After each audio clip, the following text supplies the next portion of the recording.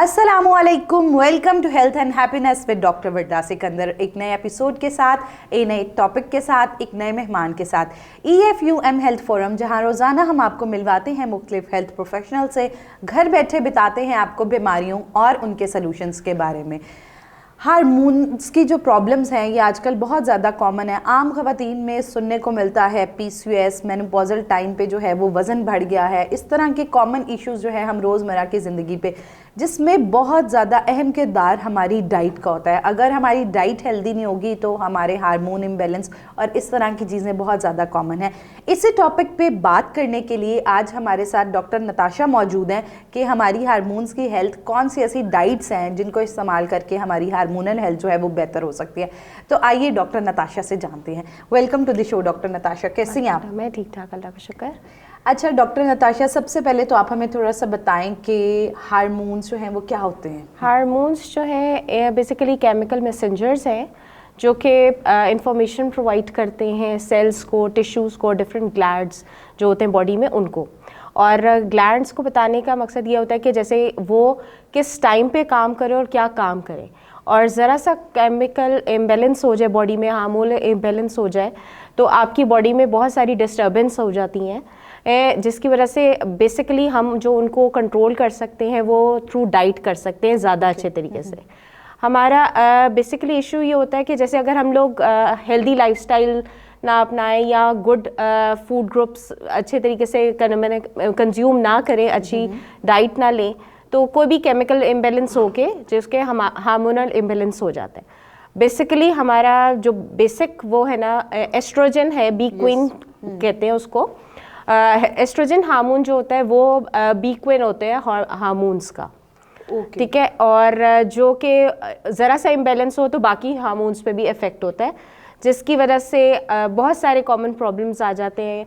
PCOS आ जाते हैं, PSAs आ जाते हैं, एंजाइटीज़ हो जाती हैं, weight gain, abnormally weight gain होना शुरू हो जाता है, और फटीग हो जाती है, एंजाइटी, स्ट्रेस लेवल आपका बहुत ज़्यादा बढ़ना शुरू हो जाता है। यानी मतलब ये बहुत सारे कॉमन ऐसे प्रॉब्लम्स हैं जो सिर्फ हार्मोन्स के इम्बैलेंस की वजह से हमारी बॉडी पे जो है वो अफेक्ट कर सकते हैं। डॉक्टर नताशा, हम हमेशा कहते हैं खुराक का बहुत ज़्यादा रोल है फीमेल्स की हेल्थ जो है उसको बेहतर करने में, हार्मोन्स को बेहतर। तो आप बताएं डाइट और हार्मोन्स का आपस में क्या रिलेशन है? डाइट और हार्मोन्स का ये है कि जैसे अगर हम लोग प्रॉपर फूड ग्रुप्स नहीं लेंगे, जैसे हम लोग लैक ऑफ मतलब अच्छे तरीके से मतलब फूड ग्रुप्स को समझेंगे नहीं, कंजम्पशन अच्छी नहीं होगी। बेसिकली हमारे जो फूड पिरामिड्स होते हैं उसमें कार्ब्स, प्रोटीन्स, फैट्स वगैरह अच्छे तरीके से हम लोग उसको कंज्यूम नहीं करेंगे, good choices of food choices नहीं होंगी। जैसे हम लोग अवॉइड कर सकते हैं junk foods, फ्रिजी drinks, preservative foods होते हैं। उसके बाद जो चिकन, जो मतलब आजकल जो प्रोडक्ट्स आ रही हैं डिफरेंट सारी, ये बहुत सारी, ये जो ज़्यादातर जो प्रिजर्व चिकन्स होते हैं ना, ये कॉमन बेसिक इश्यूज होते हैं जो कि लेडीज़ में बहुत ज़्यादा कॉमन प्रॉब्लम क्रिएट करता है PCOS के उस पर। और PSA भी उससे ही होता है। डॉक्टर नताशा, एक चीज़ हम बहुत सुनते हैं आजकल, early fertility, early menopausal time, इसके पीछे भी क्या यही वजूहात है? बेसिकली यही है क्योंकि हम लोग की लाइफस्टाइल इतना सेडेंट्री हो चुका है, उसकी वजह से हम लोग ना बहुत ज़्यादा, हम लोग वर्क प्लेसेस पे भी हैं तो जंक फूड्स कंज्यूम कर रहे हैं, फ्रिजी ड्रिंक्स ले रहे हैं। हम लोग ना नेचुरल फूड से बहुत ज़्यादा आउट होते जा रहे हैं।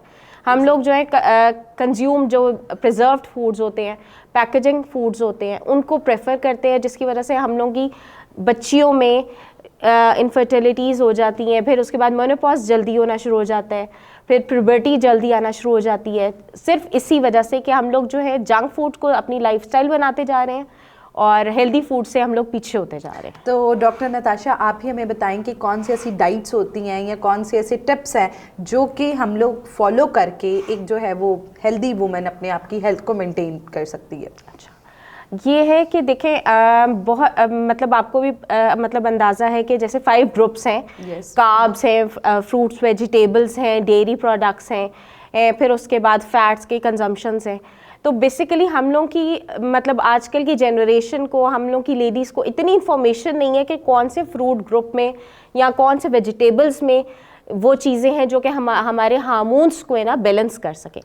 हम लोग के 5 फूड ग्रुप्स पे मैं बात करना चाहूँगी। जी बिल्कुल। ये उसमें सबसे पहले कर्सिफेरस वेजिटेबल्स आ जाते हैं। उसमें इंक्लूडेड होते हैं आपके कैबेज, ब्रोकली होता है, रेडिश, टर्निप्स, कॉलीफ्लावर, सरसों का साग है।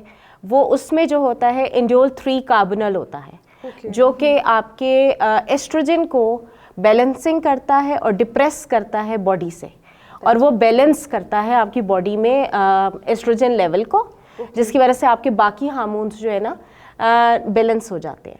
और क्योंकि oestrogen is a bee queen hormone, ठीक है। उसके बाद हम बात करें तो फैट्स की, हम लोग को नहीं पता कि कौन सा फैट बहुत अच्छा है।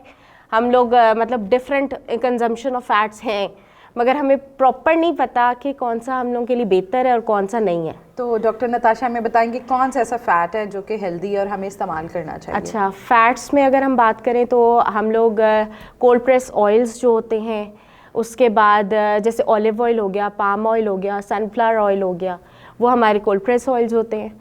फिर उसके बाद नट्स से, नट बटर से हम लोग अच्छा ले सकते हैं। फिर उसके बाद एग्स, उसमें मतलब एग्स में जो कोलेस्ट्रॉल होता है वो हमारा हेल्दी है। फिर उसके बाद फैटी फिश है, उसमें ये होता है कि जैसे इनमें ना एसेंशियल अमाइनो एसिड्स होते हैं, एसेंशियल फैटी एसिड्स होते हैं सॉरी, तो उसमें जो कि ओमेगा 3 एंड ओमेगा 6 जो कि हम सिर्फ थ्रू डाइट ही ले सकते हैं, उसके अलावा हमें कहीं से नहीं मिलता। और वो हमारा रोल प्ले जो प्ले करता है हार्मोन्स पे, वो ये करता है कि जो इन्फ्लेमेशन होती है ना हार्मोन्स की, उसको सप्रेस्ड करता है, ठीक है। और उससे हमारी बैलेंसिंग ऑफ हार्मोन हो जाती है। तो फिर हमारे एक फैट्स के, हम लोग फैट ग्रुप को अगर अच्छे तरीके से कंज्यूम करें तो हम अपने हार्मोन बैलेंस को कर सकते हैं। थर्ड ग्रुप जो आ जाता है फ्रूट्स और वेजिटेबल्स, ठीक है। अब मतलब हम लोग एक अगर चाहें तो जैसे कुछ लोग कहते हैं कि जूस पी लिया जाए और फ्रूट ना लिया जाए, क्योंकि हम कहते हैं कि जरा ज़्यादा जो है वो न्यूट्रिएंट मिल जाएगा। तो वो फ्रूट जूसेस में ये होता है कि शुगर इंटेक ज़्यादा हो जाता है, फाइबर आपका कम हो जाता है।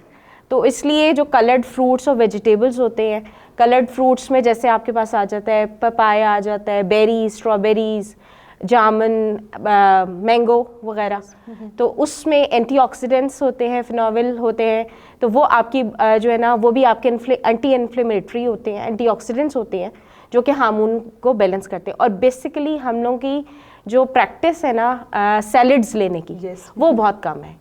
जैसे हम लोग कैरेट्स, कोकम्बर्स लेते हैं, बट वो हम लोग की इतनी कंजम्पशन नहीं होती, कैबेज और ये वाली, उससे हम लोग की बहुत सारी चीज़ें इम्बैलेंस रह जाती हैं कि हम लोग अपने पोर्शन कंट्रोल प्रॉपर में प्लेट में सैलेड का इंटेक कम करते हैं, जिसमें वेजिटेबल्स नहीं आते।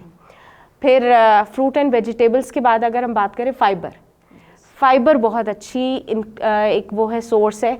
उसमें ये आ जाता है कि फाइबर में नट्स हैं, फिर उसके बाद आपके सीड्स हैं। हम लोग को सीड्स की इंफॉर्मेशन नहीं है। यस, नट्स तो हम कंज्यूम कर लेते हैं, सीड्स को बड़ा नेग्लेक्ट किया जाता है। उसमें ये आ जाते हैं जैसे पंपकिन सीड्स हैं और सनफ्लावर सीड्स हैं, वो आपको ना बहुत अच्छा सोर्स है हार्मोनल बैलेंस का।